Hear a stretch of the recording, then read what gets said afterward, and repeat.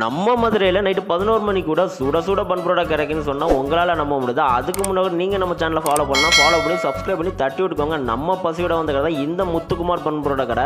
இந்த கடை எங்கே இருக்குன்னு பார்த்தீங்கன்னா கரெக்டாக நம்ம விளக்குத்தூர் பக்கத்துலேயே இருக்குது. உள்ளே போகும்போதே பன் புரோட்டாலாம் எண்ணெயில் குளிச்சுட்டு இருந்துச்சு. அதை பார்க்கும்போதே சாப்பிடணும்னு தோணுச்சு. நேராக கடைக்குள்ளே விறுவிறுன்னு ஓடி போயிட்டோம். உள்ளே போனோடனே நல்ல பெரிய சைஸ் இலையாவே நம்மளுக்கு போட்டாங்க. சரி நம்ம பாரம்பரிய முறைப்படி அப்படியே 2 கழுவிட்டு அப்படியே பன் புரோட்டாவை கொண்டு வாங்கன்னு சொல்லி சொன்னோம். அவங்க அந்த பன் புரோட்டாவுக்கு வந்து தூக்கி போட்டாங்க பாருங்கள், வேற லெவலில் இருந்துச்சு. அதை அப்படியே பார்க்கும்போது லிட்ரலி ஹார்ட் ப்ரோக்கன்டா தம்பி.